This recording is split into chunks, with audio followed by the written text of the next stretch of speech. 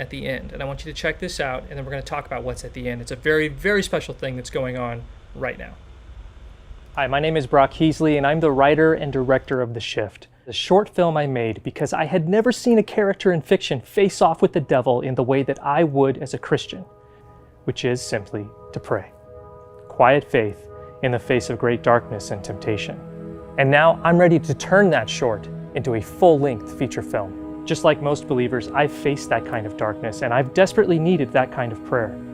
I'm thinking about the violent death of my father, and the years of struggle towards understanding my wife and I had with our daughter with special needs. And we're not alone. So many good people struggle with chronic illness and children who go astray and more and worse.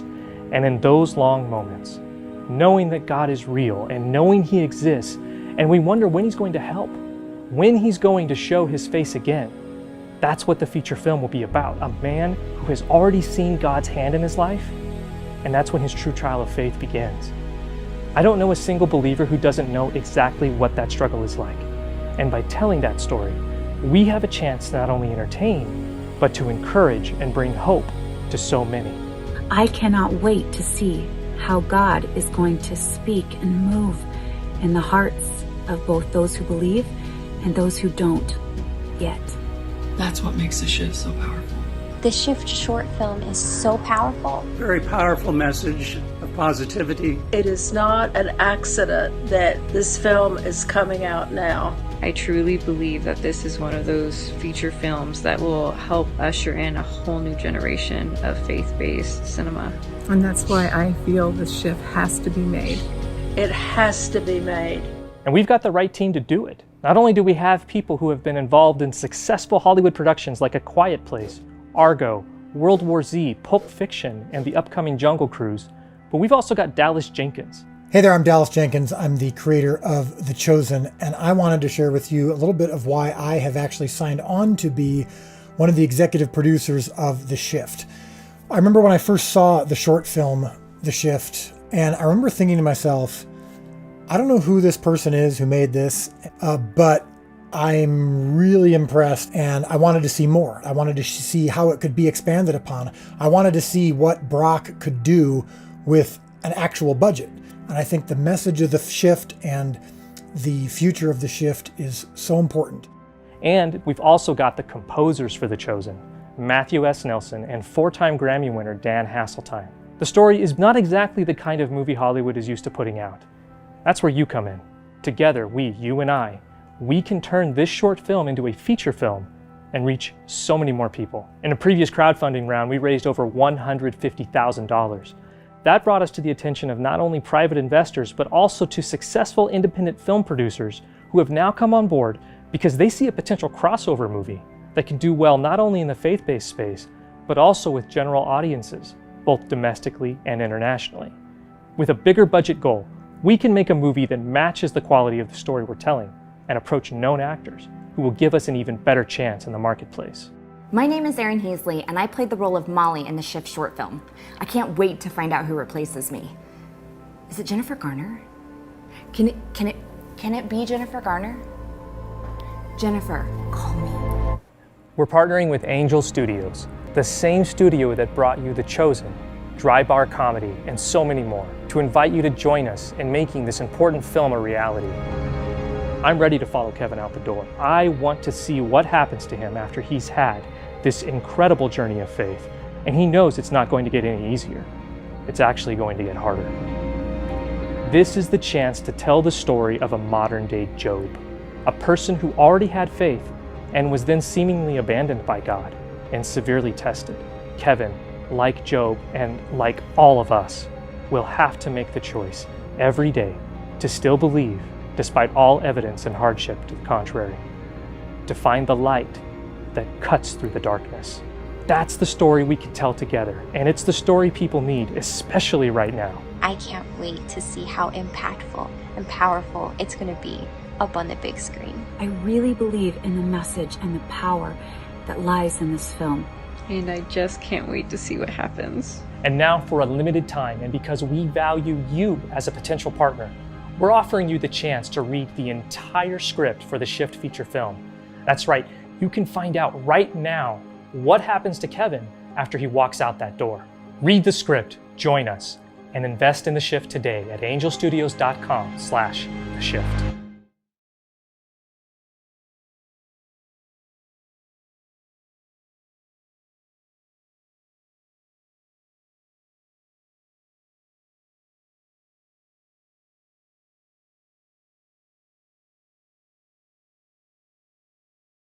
I freaking did it again. I am so sorry.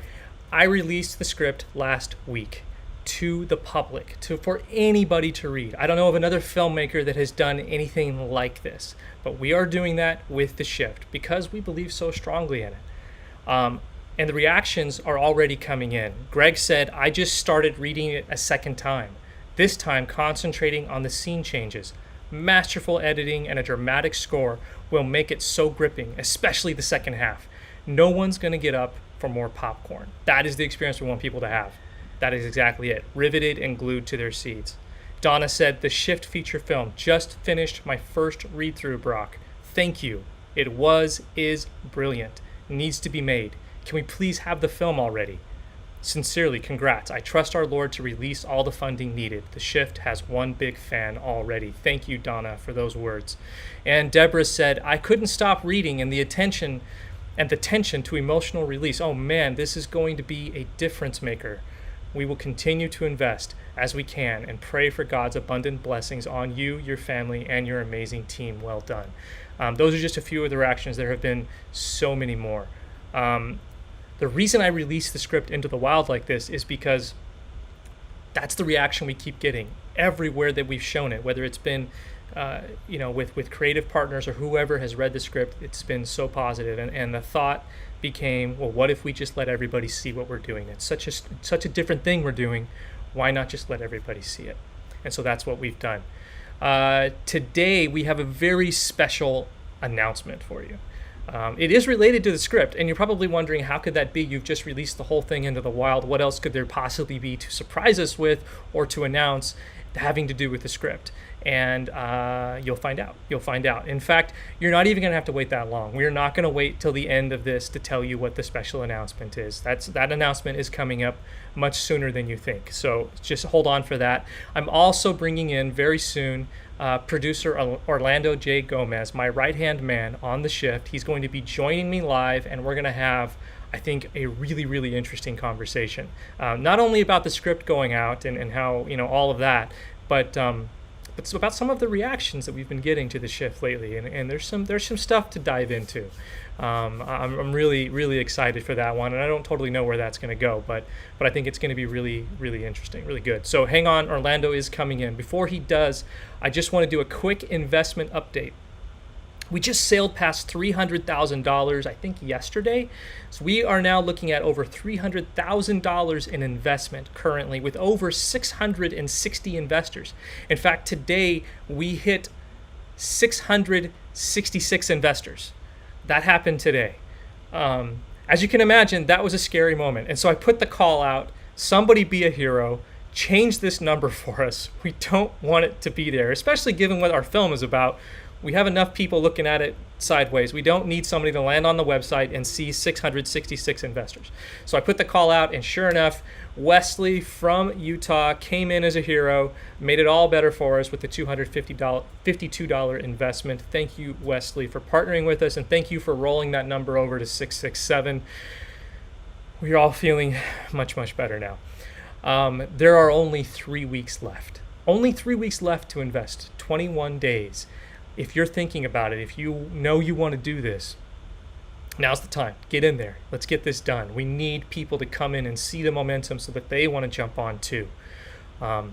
We are less than $200,000 from our minimum investment requirement. And that's a really, really important number. Not only does the $500,000 in minimum investment get us the attention of private investors who are used to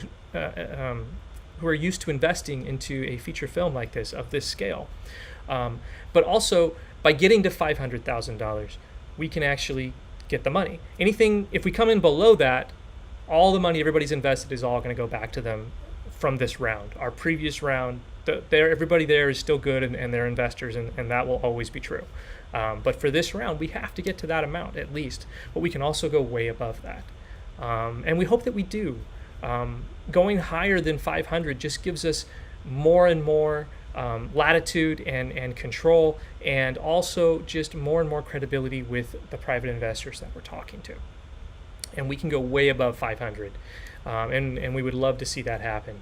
Share, especially right now, if you're watching this live stream, share this live stream. Let's get people knowing about the shift. Share your passion with them. We're making a film here that is really unlike anything that's out there. And we have seen with the short film that we are capturing hearts and minds already. We just got a note the other day from a guy who said that he was driving and he saw the shift, and I don't really know how he was driving and seeing the shift. Hopefully he wasn't doing both at the same time. But he turned around, he went back to his family, and he told them that he loved them. And then he finished that comment with, "God is real." Something like that is exactly why I made this film. Exactly why I made this film. And he's just one. His name is Carlos. Carlos is one of many.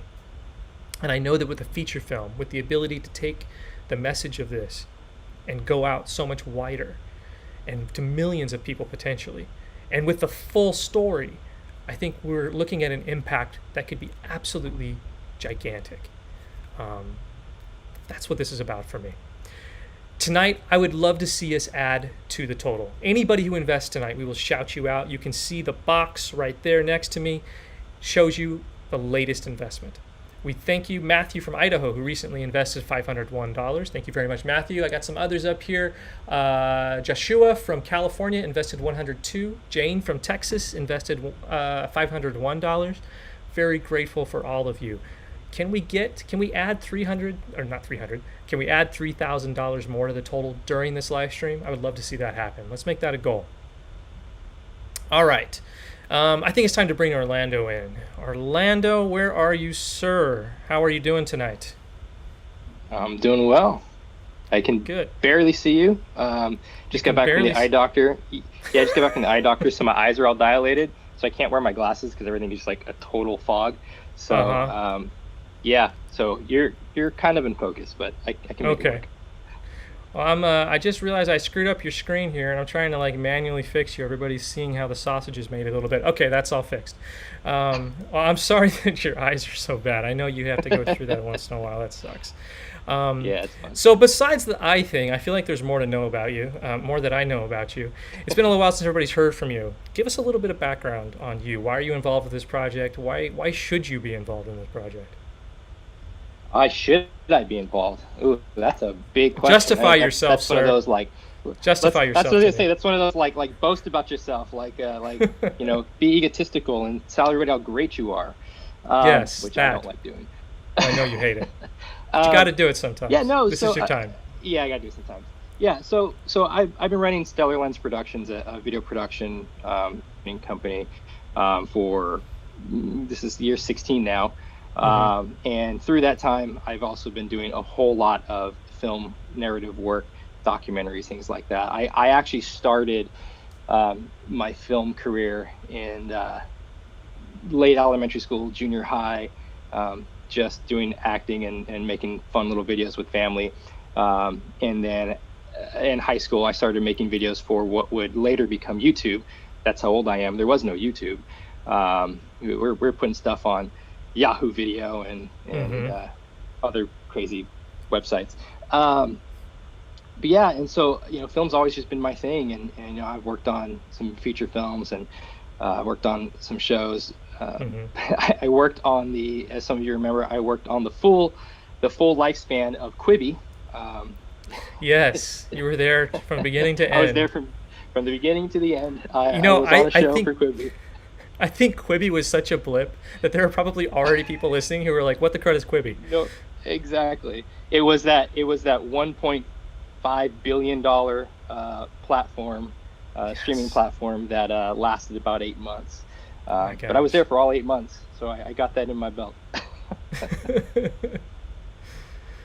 Now, but now I know you've got a lot more than that going on. You've even got more going on than the shift. Yeah. Are we talking other big projects right now? You know what? I don't think it'd be a bad thing to kind of tell people what we've been doing this whole time on the side. This whole a time. little bit. Yeah. Yeah. Let's let that cat out of the bag a little bit.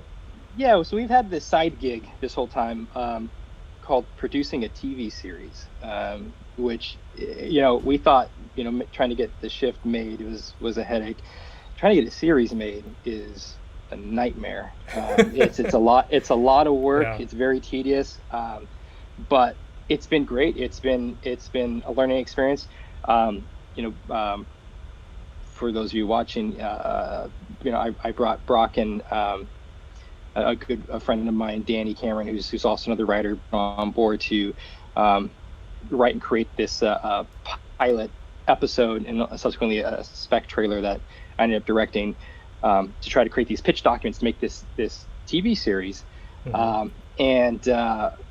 We were fortunate enough to put it out in front of some Hollywood players, a director, producer, Hollywood director and producer, contact of mine that I met 8 years ago and kind of stayed in orbit, and kind of felt like, oh, this could be the one. This could be the project that we finally get to work together. And sure enough, they loved it. And so for the last how long has it been? 2 years, 2.5 years, we've been in Hollywood development. The whole time we've been working on The Shift. Yeah. So if we weren't working on The Shift, we were working on the show, the series. And so now where we're at now is we finally just handed it off. It's no longer in our court. We have a very known actress who has a production company who has taken it and is presenting it currently to one of the biggest networks, studios that owns networks. And they're contemplating turning this into a series. So that's been our side hustle on top of The Shift. Go ahead. I was gonna say, and still running a production company. So you and I, facilitate every project that comes through Stellar. We work on the creative development together. I direct and shoot a lot of it, and then you edit pretty much everything. And so we're also doing client work in between making a movie and making a TV series. No, it's true. And you have such a great, what I love about that show, and I know we're here for The Shift. We're sidebarring here for a second. I think Orlando's, one of his strengths as a producer is that he can see how talent can combine to create something really amazing. The series was brought to him, and then he was the one who said, you know what, because there was something that kind of existed in this early form, and Orlando was the one who came on the project and said, we need to get new writers. They need to start this thing from scratch. We got a strong concept here, but we need to start from scratch. And he brought me in, and he brought his friend Danny Cameron on. And Danny and I kind of knew each other. I don't even know if we'd met at that point. I think we had. Maybe but probably around the office. Yeah, probably around the office, but we'd never written together before. And he said, I want you, and I want you, and I want you guys to get in a room, and I want you to figure this thing out. And that could have gone very badly. But as it turned out, Danny and I worked together really, really well. And the script was good enough, and the trailer that you directed was good enough that we then were able to, we're now where it is now, where it's, and where it is now, being with the actress that it's with, who is attached, and being with the studio that it's with, that's not a small thing. That's something that writers fight for a very long time to get to that place. And we don't know what's going to happen with it, but just the fact that we were able to get this show into those halls is an amazing thing that I think both of us recognize as amazing, and something that we're very, very grateful for. Absolutely. But you're talking, look, when you're talking about this, and I don't like to brag on myself, and I know you don't either, but it is appropriate, I think, to say, hey, when it comes to The Shift, and it comes to the people who are in charge of The Shift, and you're looking at the two guys who are at the very top right now, you're talking about people who are fairly competent at what they do. We know what we're doing. We know how to make this stuff. We know how to tell a story, and we know how to do it in a way that even passes the Hollywood muster. Now with The Shift, we're not knocking on Hollywood's door. That is not what we're doing. We're doing something that we know they would probably look at and say, no. But we are doing something that we aim to be of the type of quality that is the best of what Hollywood puts out. And look, they put out good stuff. They put out terrible stuff too. But as far as artistic quality goes, there's some really good stuff out there, and we aspire to that level. That's what we want to do with a faith-based project like The Shift. And that's what we know that we can do. We have proven ourselves, and we're ready to prove ourselves now on this feature film. You know what? Speaking of Danny, my co-writer on this TV show, which we are not naming because we can't name it. we can't drop names. Sorry, we can't drop names. We can't drop the names of who we're talking to or the name of the show. But hopefully you'll all be able to watch it before too long and know all about it. But Danny, my co-writer on this show, him and his wife, they're really interesting. They both have these incredible voices. These really great, just this quality to their voices. And on the side, they'll record audiobooks and things like that. And so this past week, they did me a huge favor. I sent them the script to The Shift. And I asked them, guys, would you read this for me? And they said yes. And so this is our big announcement. For the last week, you have been able to read the script. And we know that a lot of people do love to read, and they have read it. But a lot of people, too, that's not how they experience things. Orlando's one of them, not a reader. He would rather listen and listen all day. And so now, right now, you can go to angelstudios.com/The Shift, and you can read the script, but you can also now listen to the script. I went ahead and read all of the narration and the stage directions, that part of the script. And Danny and Miranda, his wife, took all of the character parts. Danny did all the male parts, and Miranda did all the female parts. And you can experience that right now. It is a heck of a thing to have pulled that together in a week, but we did. Oh, yeah. And I really think that this is a really exciting way to experience the script. And my hope is that it will open the doors to so many more people to experience it. Because I know that sometimes reading can be a barrier, and they would much rather just close their eyes and listen to it. Now, if you do want to read and listen at the same time, you can actually also do that. What you're going to find on angelstudios.com/The Shift, where you can also invest, is you're going to find when you click on the link to hear the script, you're going to see a video. And that video is going, you know what? Why talk about it? Let me just show you. Here is the first few minutes of the audio version of The Shift feature film. Let's check this out. Thank you for your interest as a potential partner. Releasing a script in this way before the movie is made is unusual. I trust you will honor my faith in you by sharing the power of what you're about to experience, but not the spoilers. A note about this audio version. This is a reading of the full script and serves as only an impression of what the feature film will be.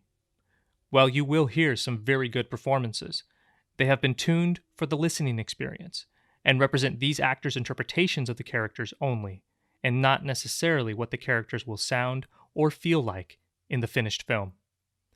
If you believe this needs to be a film that potentially millions can enjoy, I hope you'll partner with me, Orlando J. Gomez, Dallas Jenkins, and the rest of the team by investing today at angelstudios.com/The Shift.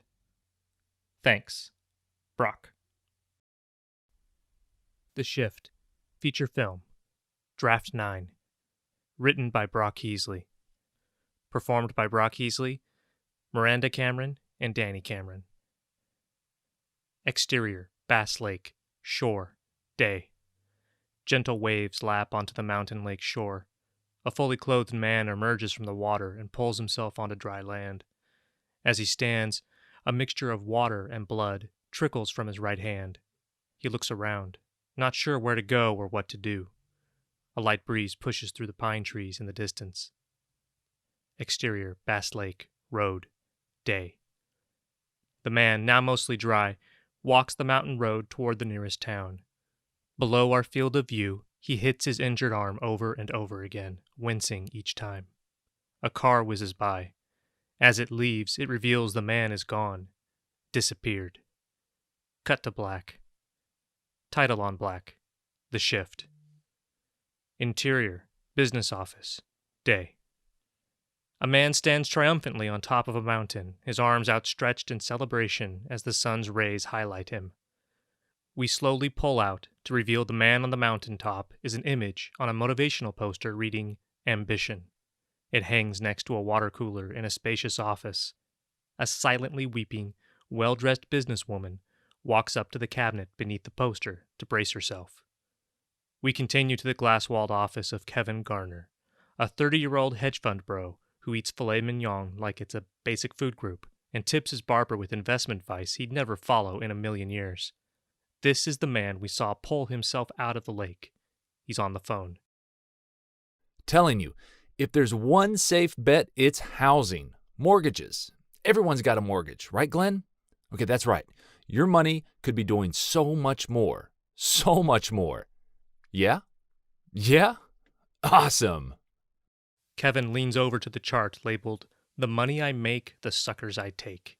He pencils in another in a long line of hashed notches, with a twinge of guilt. You're making a wise decision, my friend. The businesswoman walks by Kevin's cubicle. Her sobs catch his attention. Glenn, I'm going to have to call you back. Kevin hangs up. He follows the walking businesswoman to see her absorbed into the distraught investment capitalists and money managers littering the office, not answering their ringing phones. Exterior, Madison Avenue, day. Kevin exits the building with his cardboard box of things in hand. Taxi horns blare. He ambles away from the building in numb bewilderment. Rushing past him with their own boxes in hand are women and grown men, professionals, with wet faces. Kevin, haunted, stops to survey the scene. A fellow hedge fund bro sidles up alongside him. You believe this? Kevin looks down into his box. Among other things we see, his framed degree from Columbia Business School, a laptop, a pad of paper he never used, and, most significantly, an award for Investor of the Year. Shut down. And for what? Giving people a chance at the American dream? What we sold, they couldn't afford. You mean a place to live? A home? You do realize we're the bad guys, right? Eh, maybe I'll give old Chuck at Lehman a thrill and take him up on that dinner. What about you? What are you going to do? Kevin leaves hedge fund bro and walks with purpose to the trash can at the edge of the city sidewalk. He dumps the entire box and its contents almost without thinking, then keeps walking. Hedge fund bro calls after him. Hey, Kevin! What are you going to do? Interior, hotel bar, night. A glass is filled with beer on tap. It slides over to Kevin, sitting at the bar. He is withdrawn into himself, ignoring the drink in favor of a gold sobriety coin he spins and fiddles with his fingers. The bartender gives Kevin a sideways glance and shakes his head. The TV above the bar plays the news of the just-begun housing crisis. Kevin is startled by a burst of laughter from a group of girlfriends at a table behind him. The sobriety coin drops and rolls away, disappearing over the edge of the bar. The glass of beer stares at Kevin. He tries to resist, but it's no use. Why shouldn't he drink? Today, he needs it. He grabs the glass and brings it to his lips. Well, there's the saddest, most pathetic man I've ever seen. Kevin. All right, that is your preview of what it sounds like, what the Shift film, feature film script sounds like. If you're just joining us, last week we released the script into the world. You can read it, but now, as of today, as of right now, you can go on the site and you can actually listen to the script in its entirety, performed by myself and two of my friends, Danny and Miranda Cameron, whose voices are way better than mine, but I read the narration and you're stuck with me, so there you go. But yeah, I'm excited for this to be out there. I know that a lot of people have already experienced it, but we know that there's so many, possibly even more people who haven't experienced it because they would much rather just listen to it. So if that's you, there's no excuses now. It's time to go, and it's time to listen, and it's time to experience it. And please share it. There are people who maybe who are on the fence about it. If they have any questions at all about what the Shift is and what it's going to be, it's all out there now. There shouldn't be any questions about what we're doing. And yet, of course, we know that there are questions. We know that there are a lot of people who even question our motives with this film. and who wonder about what it is that we're doing and why this film is so weird. And that's what I'm hoping Orlando and I can speak to a little bit tonight. Orlando, you and Danny actually were, I believe you were the first people to ever read the script, outside of myself, obviously. And you read a very early draft, and you gave me some really good notes, which are now have been implemented and are in the draft that people read. Talk to me about like that first reading, when you first read it. What did you feel about it? How did you see this fitting into the faith film landscape? Because if there's one thing I've been reading over the last couple of weeks as we've had the shift getting out there more and more people are commenting on it, is I've heard a lot about how they feel this film should fit into the faith film landscape and where it should go and what it should do, based entirely on the short film, or in some cases having watched half of the short film. But what did you think when you first read this thing?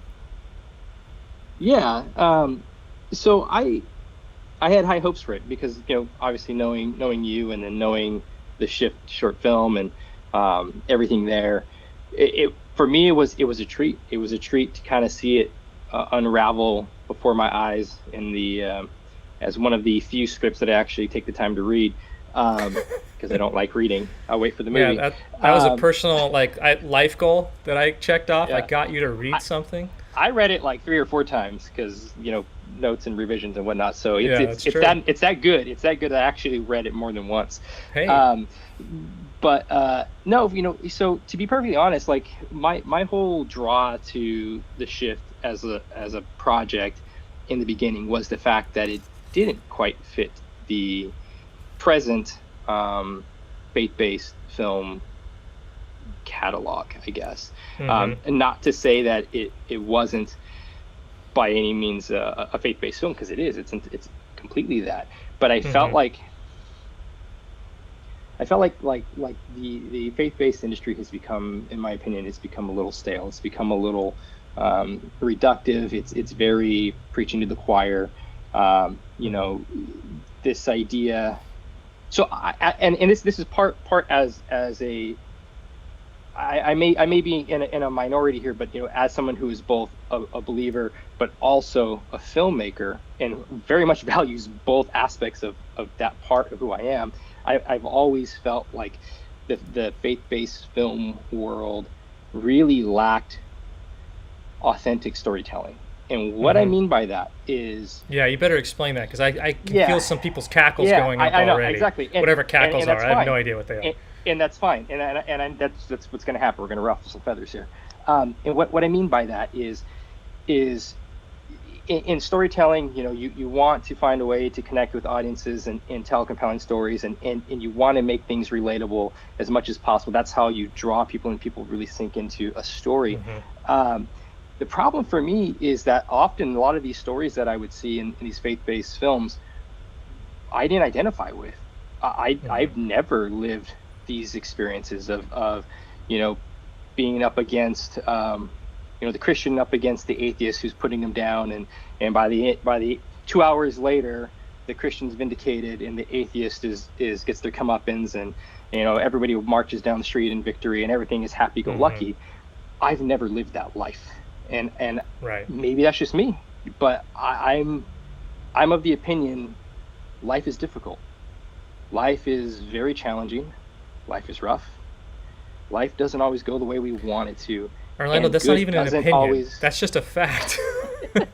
Okay, let's call it a fact. I'm being conservative here, and so for me, like my concern as a storyteller, I want to create stories and content that all people can get and all people can appreciate and understand and value.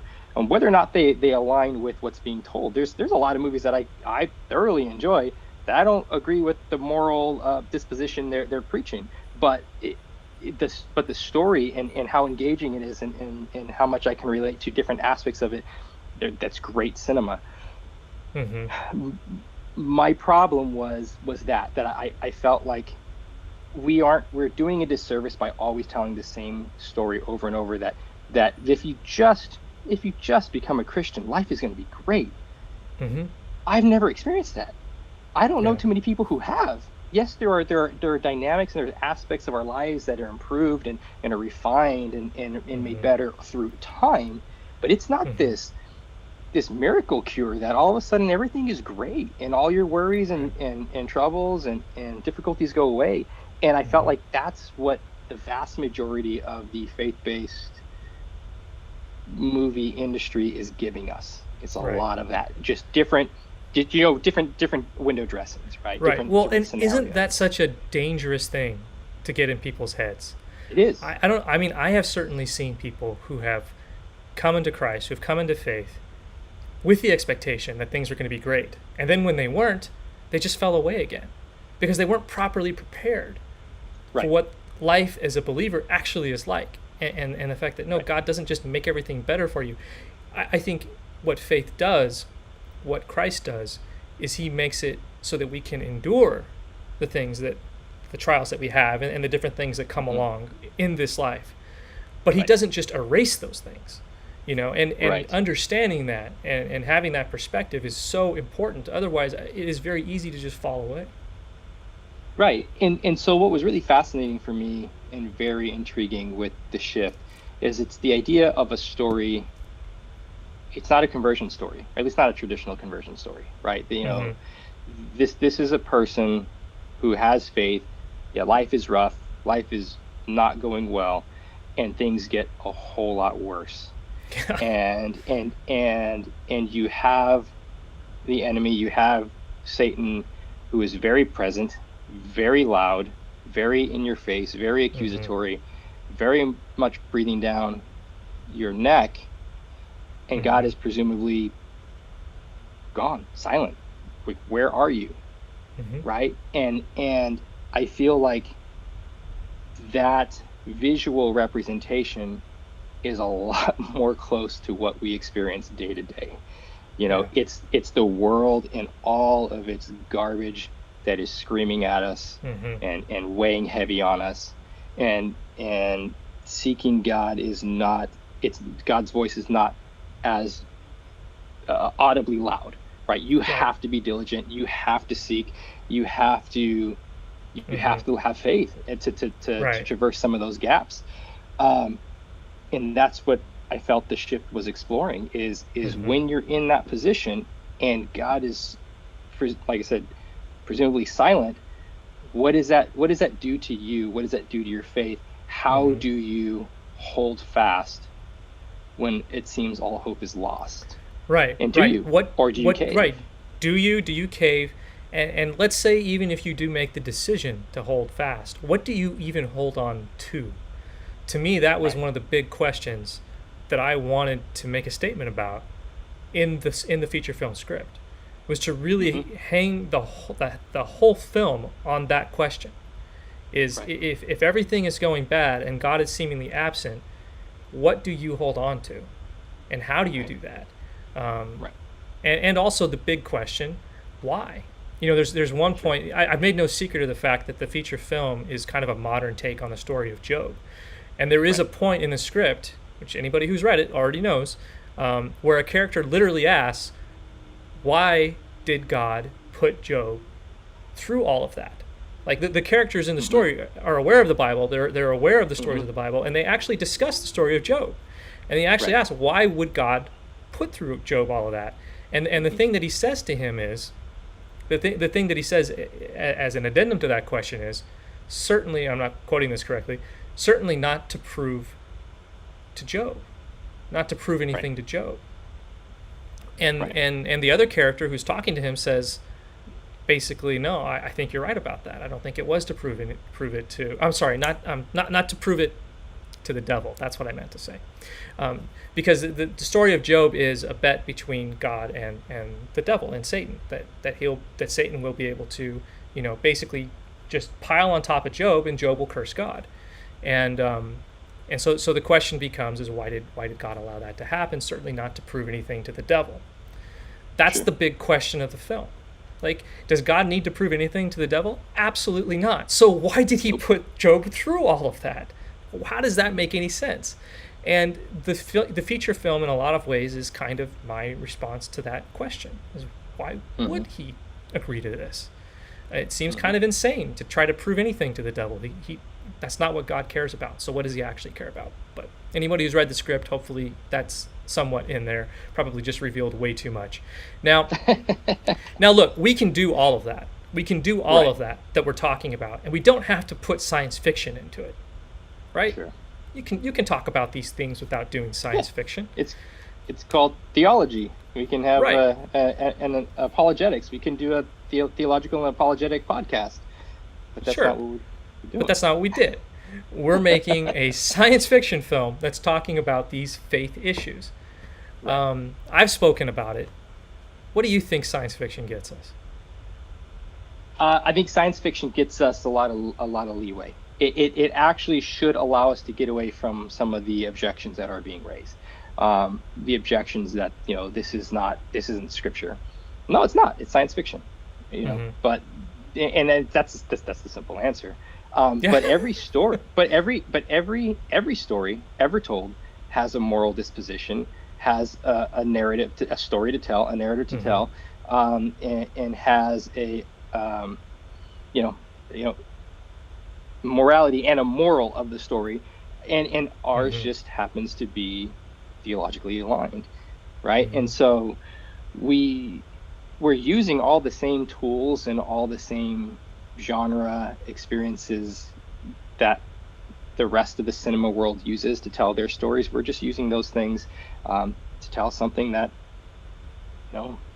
shines light and ultimately shines light. It's pretty dark, but it ultimately shines light. The light is there, and it is very bright. The light is there. Yeah, and so and I love that. I love science fiction. I love sci-fi. It's one of my top go-to genres. And same. And what's really funny is a lot of those movies that I watch that aren't meant to be biblical or God-based or have any theological value, there are things that I glean out of them that are unintentional side effects of a good storytelling in a well-built world, truths that are universal, and be like, see, I can make a parallel. I can make a sermon parallel with that, because they don't realize what argument they're making. So we're kind of just doing the same thing, but being more on the nose about it. Yeah, absolutely. And you hinted at something, and this is kind of what I wanted to get into with a little bit of time we have left here. We, as the shift goes out, we get a lot of people watching it. Some people coming at it for the first time, and who, they're not prepared. They don't know what they're about to watch, and they watch it, and it just strikes them the wrong way. and because it's just so unlike anything they've seen before. And those of you that have been our fans for a while now, you probably have had these conversations with people. And there have been some things that are kind of recurring objections in the comments to several of our posts. And look, and I don't want to overstate this. The vast majority, I would say 95% of the reactions that we're getting to the short online are super positive. Like, people just really excited, crying, sharing it with their family, talking about how it changed them and they really needed to see it that day. And I mean, that's 95% of what we're getting. But this 5%, as it is with The Chosen, is a very vocal 5% that has some objections. And there's some common ones, and I want to discuss them, because I can't really do that in the comics. I don't want to in the comments. I don't want to be defensive. You don't want to do that. But I feel like in this forum, we can talk about them a little bit. Exactly. And I want to piggyback off that before we jump in. That's not our role to play.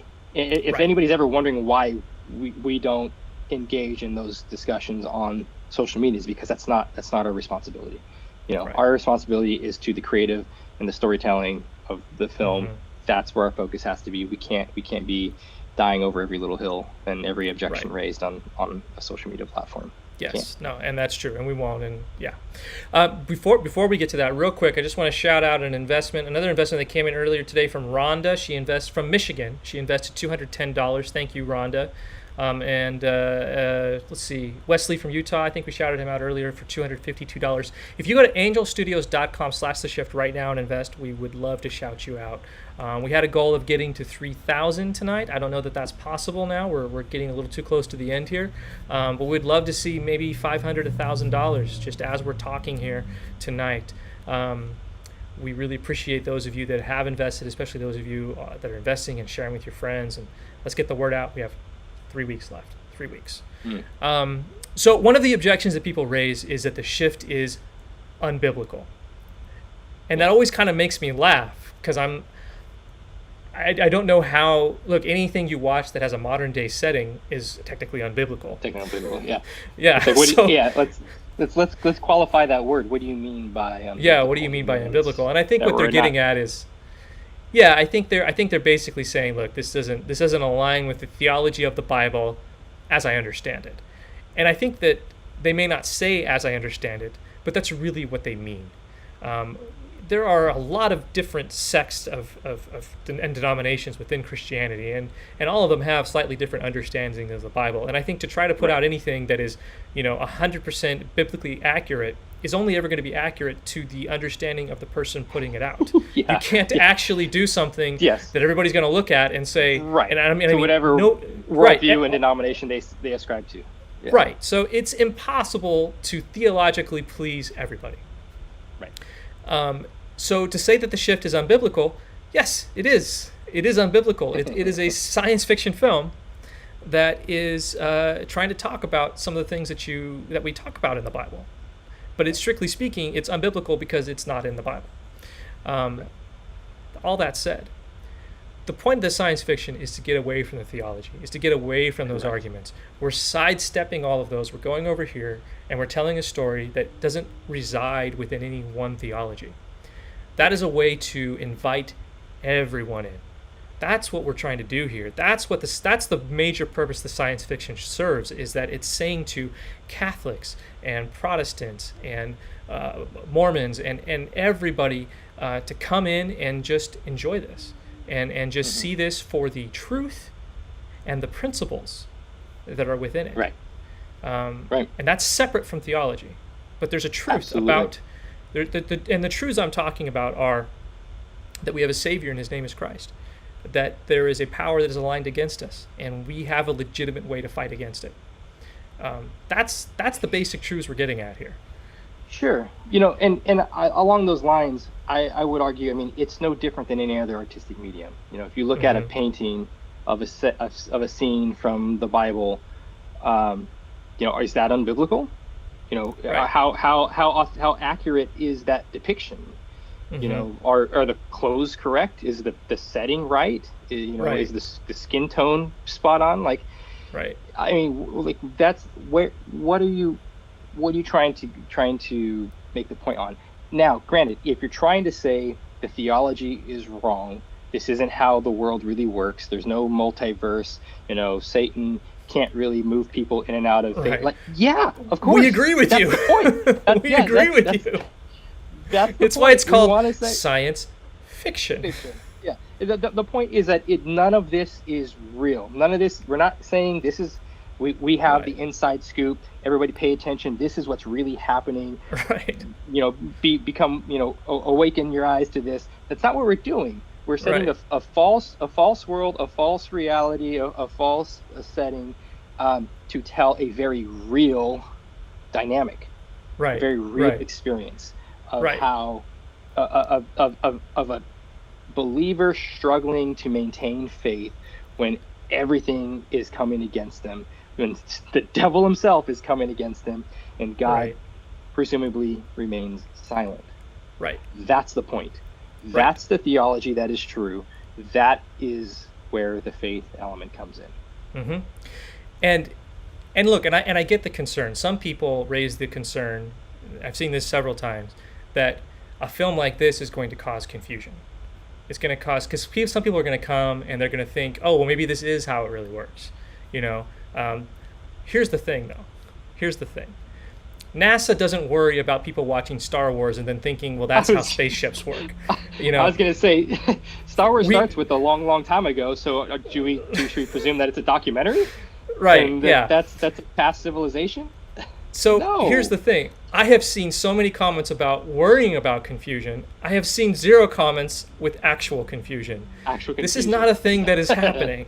People are not watching this and thinking to themselves, "Oh my gosh, I gotta go check out the book of Matthew because I don't remember this part."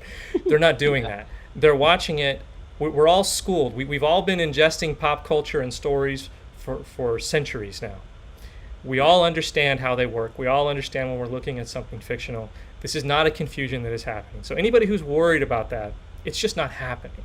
And in fact, what is actually happening is people are connecting with the truth that is inside of this fiction. That's what stories do. Stories are fictional things that teach us truths. Sometimes they're truths that are uncomfortable. Sometimes they're truths that are super important, like you can call upon the name of Christ. That's what people are connecting with. They're not connecting with the multiverse and the parallel Earths. That may get them in the door. That may be, because they're curious about it. Like, how does that work? But they're coming away with the same feeling that you have when you come to the end of that thing and he says that prayer and he's done and he looks up and Satan's gone. That's the moment they're connecting with. That's what they're remembering. That's what we want them to remember. Okay, another objection we're hearing, and this one's crazy to me. They're objecting that the name of Christ is not spoken in the short film. Okay. So were they playing on mute or just didn't finish the short See, film? I don't know. Even if you play it on mute, the subtitles are right there. You can see that he says it. It's just not true. It's just not true. And I wonder what's happening when people, are watching this thing and they don't hear or they don't read the name of Christ. It's right there. Look, I understand Satan's yelling at him, but like the entire short is building to this point where the name of Christ is spoken and then Satan is gone. I mean, that's the whole point. But here's the deal. I would push back even more and say, even if it didn't. That's the next thing I was going to say. So what? Again, storytelling, allegories. Jesus spoke in parables and he talked about himself in parables, but he didn't refer to himself as Jesus in his own parables. He was, or God. He didn't refer to God the Father as God in the parables. They were different figures that fit within that story that he was telling. Right. The real question here isn't whether or not the name of Christ is said. The real question is, can a piece of art or a story be Christian without invoking the name of Christ? And the answer obviously is yes. Of course 100%. It can.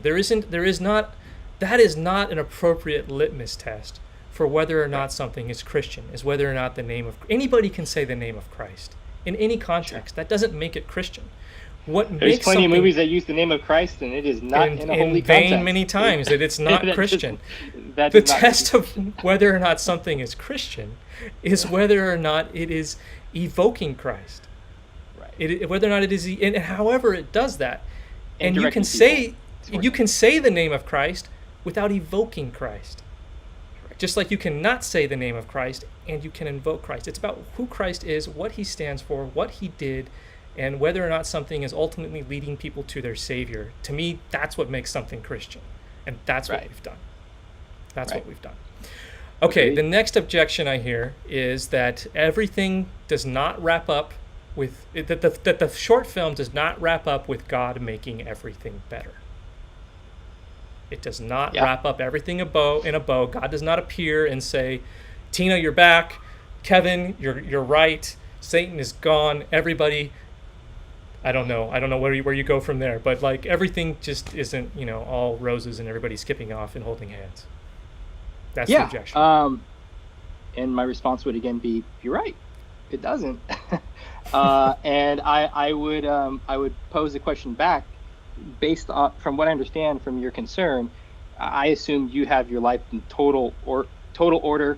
Everything is smooth sailing. Your finances are the best ever. You have no problems with anybody. You commit no sin, no fallacy. Everything is fantastic because God makes everything nice and neat in your life. No, it's not like that. Things aren't always that way. Yeah. Sometimes you got to go through the refining process, and sometimes you don't make it through the refining process. And I like the fact that in this film we spend a lot of time in the refining fire.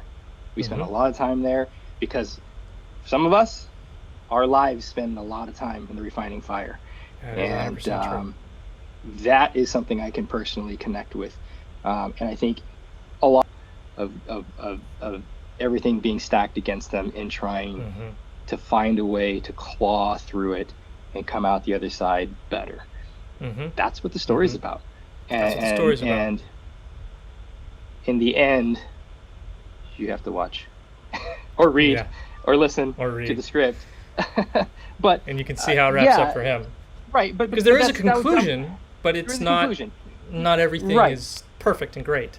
In fact, I just got a comment from our moderator. It's perfect, exactly what you're saying, Orlando. He said, even Jesus keeps his scars. Just because there are scars doesn't mean there isn't healing. Right. Yeah. Right. That's exactly it. Yeah, and and so, again, I don't know. A lot of times I feel like some of these objections are they're really they're not really what they're saying it is. My guess, they probably just have an issue with, I mean, some of these could be legitimate, but they could just be an issue with the church. Have had a very bad experience with God and other Christians, and they're just, this is what they take it on. Because the reality is, if you really take a pause and you examine the claim, and then you stack it against what you're saying it should be, you would see that what you want actually doesn't align with Scripture. Right. God steps in and makes everything fine and everything great and dandy every single time is not biblical.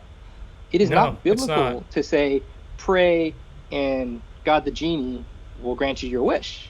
Right. What happened to the apostles again? I know something happened to them. How did they end their lives? Brutally, most of them. Horribly? Right. And isn't that what... I mean, are we to conclude from that they must have fallen away at some point? That they went astray? Didn't have enough faith or something? No. See, here's the thing. To me, what the film is about, the shift is not about the eternities. In the eternities, all will be made right. Sure. God conquers, Satan is put away, and everything is right, and we all do hold hands and run off together. That is not the experience we're having right now. We are being prepared for that experience with the trials and tribulations we experience here. And what the shift is about, and I would argue what every single story in the Bible is about, is the trials of this life and trying to give us some instruction as to how we can deal with what we're going through in this life. And so anything about this life, anything that's going to be true to this experience cannot, by definition, wrap up with everything being perfect, because that's just not what the experience is here. When we get up there, different thing. And here's the thing too. I mean, I can only speak for my life, but there are so many things where I can say, God has shown up, God has intervened, but almost every single time, never in the way I would have expected or in the way I would have wanted. Yes. And so that's such an important point. So things can be made right, but by His standard, not yours. Right. And so there's a dynamic of that playing in here as well. And I think, again, that's something to be mindful of. That's our narrow thinking, our putting God in the box that God, if you're real, and God, if you really care, you will do this very specific thing for me the way I want it, when I want it, how I want it. Right. And that's just selfish, unbiblical mindset. Well, and on that note, I can't tell you how many comments I've seen where people are basically rewriting the ending. This is what should have happened. This is what should have happened. And it's usually some variation on that, some variation on how everything could have been made better, and they personally would have been more satisfied with that. But I would argue, based particularly on how, the 95% of the other responses we get that are super positive, that people are connecting with the fact that some things are made right, but not all things. It just feels more true, and it's something that you can believe in. Right. And here's the deal. We can argue the merits of the film from a storytelling perspective of, I would have done this differently or done that, or it would have been great. And that's all fine. That's legit. From a literary standpoint, from a narrative standpoint. But when you're saying you have an issue with how it played out from a theological standpoint, right, you're kind of missing the point. You're missing the point. Yeah, I really think that. The last objection I want to talk about: people objecting that the film glorifies Satan. We're giving him so much air and so much room, I guess, that we're somehow glorifying him. Yeah. Go ahead. I know you got thoughts on that. Yeah, well, it's not. I mean, it's exposing. No, it's not. When you shine a light on something to expose it, you have to draw it into the light. Right. I mean, you can't expose anything without putting it on display, and that's what we're doing. We're putting in a very extravagant, very surreal way. We are putting on display some of the enemy's tactics and kind of just what he does. Obviously not swapping people from parallel universe to parallel universe, but the idea of creating chaos in people's lives because of it, and sowing discord and dissension among people. And tempting you into away from God and towards something else. All of that is real. That's all real. Yeah. All real. And I think that the word you used was exposed. And that really is it. We're not glorifying Satan. We're exposing him. And by exposing him, we're hoping to help people to understand how he might be working in their lives.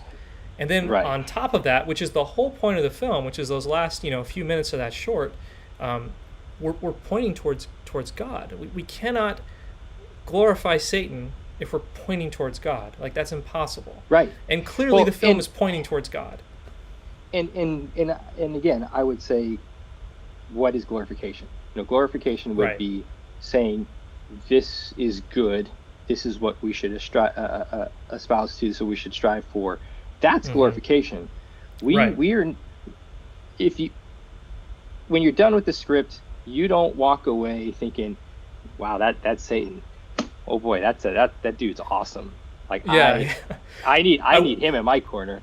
Kevin should take the deal. This sounds great. Kevin, take that deal, man. This is the best friend you'll ever have. Right. No, we're not painting that picture, so it's not a glorification. He's personified and he is exposed, but that's about it. Right.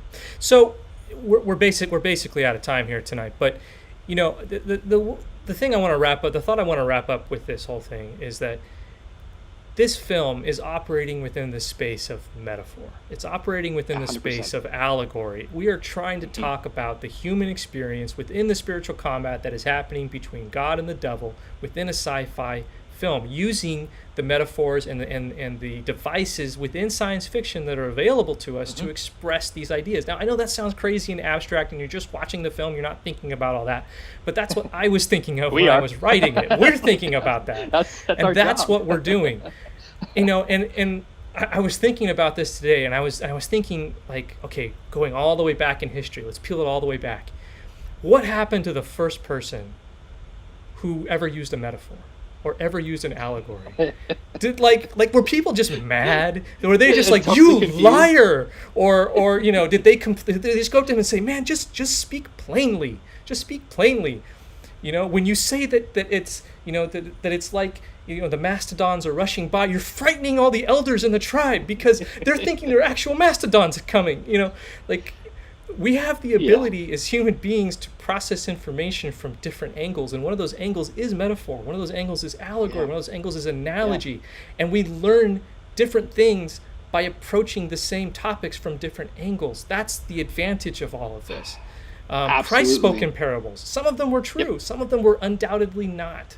And he did it because it was a different way to teach. Some people could hear things in a different way because he was taught that way. And just as if he had spoken more plainly, and sometimes he did speak very plainly, depending on the type of point he was trying to get across and who his audience was. So, storytelling is a powerful tool for teaching. It really is. And it's been used by the master teacher. And look, I'm not just trying to teach people, I'm trying to entertain them. But that's the great thing about stories, is that you entertain people and then they listen to everything else. Well, I would argue that, and I wasn't there, so I wouldn't know, but I would believe that storytelling was very much there from the time that humans could talk and could communicate. I think storytelling is another form of communication. It's just how we connect with one another, how we transfer ideas and thoughts and feelings and emotions. I I would, you look back, like you said, look back through history, ancient history. Right. Every culture had stories. Every culture had mythology. Every culture had, you know, their metaphors, whatever. You know, and present day. I mean, that's I would say the vast majority of preachers and pastors today use stories to help convey their ideas. And the reason is this: we're not all learned, educated people, and this was definitely the case back in Jesus' time. The people he was communicating with were not the schooled and educated and the informed. But we all have life experience. We all can connect to a feeling. We all understand when we say, this is what it feels like, and it's like this thing here. And we can connect with that kind of language without having to spell out an apologetic argument and a theological deep thought and philosophy. We can just say, it's like this, you know, and when this happens, I feel this way. And when this happens, you know, we feel that way. And people can connect with that because it's a story. We don't have to know all the details and all the nuance. We get what's being said. And that's what's happening here. Right. Exactly. That's exactly it. Well, Orlando, thank you for joining me tonight. I knew this was going to be a good discussion. I feel like I got really fired up. There's no anger here. There's just passion. I hope that people are that's coming across. I have not been watching the comments, so I don't know if people are like, "Oh my gosh, what the crud is Brock on?" In the corner of my eye, I can see it going, but I haven't read them yet. I haven't read them yet, so I'll go back and read that later. But we appreciate Rhonda for investing tonight with $210. We didn't quite reach our 3K goal, but that let's check this out real quick. This number does keep going up, and we've got we're looking at 668 people who have invested $308,167, which is an incredible amount of money. We have 21 days to go, and then it's over.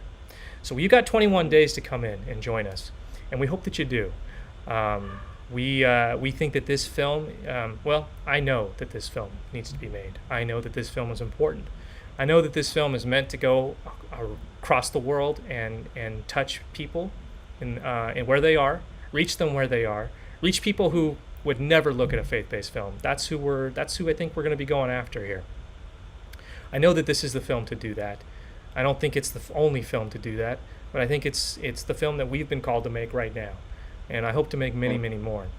But I do think that this is something that people are going to connect with. I know that they will. I've seen them connect already, and I know that when they do connect with it, they're going to want to tell their friends, and you can be a part of that. You can be an investor right now, partner with us, go on this journey with us. You know, I love sending out, I have emails that I send out to all of our investors. They hear from me privately. We keep you in the loop, and we're excited to share this journey with you. Orlando is going to be right there with me. You're probably not getting rid of either one of us for a while, because we are going to be making this film. Anyways, I'm just super excited. I'm just rambling here. I have to hold myself back sometimes. I could literally probably go on for hours about this film and why I think it's important, but nobody wants that. So we're going to stop here. The big announcement tonight is that you can go to angelstudios.com/theshift, and you can not only read the script, you can actually hear it. There is a video with an audio version of the script. You can read along on the video or just close your eyes and listen. And you can experience the full feature film right now. I also have a personal favor to ask of you. I've received 4 videos so far, 4 video reactions from people who have read the script and just sent their reaction in to me. One of those people, in fact, was Matthew Nelson, who is going to be our composer, one of our composers for The Shift. I'm challenging you now to join Matt, and in this next week, send me a 30-second, doesn't have to be longer than that, just a quick reaction video to what your experience is with the Shift feature film script, whether you listened to it or read it. You know, and just to get you started, it can be a general reaction. You can talk about characters that you enjoyed, moments that you enjoyed. Try not to use spoilers, but you can at least talk about these things. I'm going to edit these reactions, take bits and pieces from them, and make a super video to entice people even more to read the script, experience the script, and to also invest. It would be a huge help for me. If you're wondering what you can do, especially those of you who are like, man, I can't invest. I just can't do that. Stimulus check hasn't come in yet. I don't know if it's going to. I can't do it. I need rent. That's fine. Read the script. You don't have to pay anything to read the script. It's available to everybody, investors or no. And then send me a quick video. That would be a huge help. I would love that. So please consider that. Please go to angelstudios.com/theshift. Consider investing with us today. There are only 21 days left. Orlando, thank you very much for being with me tonight. I need to have you back some more before this is all over. We just have too good a time, and you get me fired up. So I'd love to have you back. That's what I'm here for. Yeah, that's what you're here for. That's what you're here for. So thank you, everybody. I look forward to reading your comments, and I'm sure we'll see you again real soon. Enjoy the script. There you go.